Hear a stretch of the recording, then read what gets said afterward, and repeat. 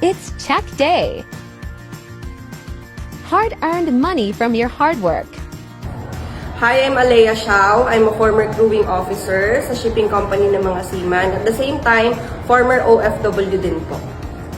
Ayan, ang check ko po today is 147,600 pesos. Maraming salamat kay Lord sa blessings po na to, no? Kasi kung hindi po dahil sa Kanya din, syempre wala po yung ganitong opportunity, hindi dadating sa buhay ko to. And second, syempre, kina Boss Jonathan So and Boss Carl, makadangdang maraming salamat po sa company nyo dahil naging instrument po kayo ni Lord na maging blessing po sa aming mga distributor. No, humita po ng ganito kalaking income. Imagine 6 digit po, no? Income ko po ito in 1 week. So imagine, 'di ba, sa work ko, ilang months ko po itong sahod, samantalang dito 1 week lang po. Ganun po kaganda yung platform na meron po tayo dito sa business. Kaya maraming salamat po sa inyo, boss, sa opportunity po na binigay niyo po sa mga tao na magkaroon po ng pag-asa na kumita kahit nasa bahay lang. Hi, I'm Catherine Ann Villanueva. Actually, I'm still working. I'm doing this business part-time. So, I'm the first and only Filipino aviation first aid instructor in the Philippines. Today, it's 17,820. This is my 1 week income. Hindi ko na mabilang, no? So, several times. For 4 years, I've earned almost 3 million pesos. So, malaking tulong yung ating JC wallet or yung ating check dito, no?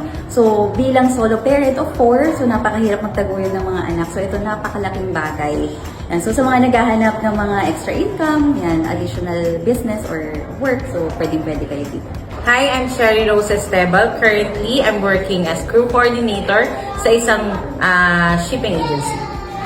Doing this part-time, nagka-income po ako ng 59,400. Kung ikaw naghahanap ka ng business, no, na gusto mong simulan, ito, very doable. Me as currently working, kayang-kaya ko siyang isabay.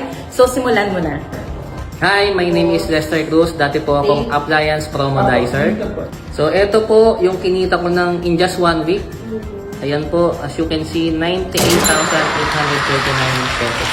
Sobrang happy po. Although, sanay na rin naman po makatanggap ng ganitong cheque, pero compared po sa dati na medyo maliit lang, right now talagang hina-harvest ko na po yung bunga ng aking effort dito sa aming dropshipping business. Of course, this would not be possible without the owners of our company, si Pres Jonathan So and si BP Carlito Makatangdang. Sobrang thank you po sa inyong dalawa and naniniwala po ako na marami pa po kayong matutulungan.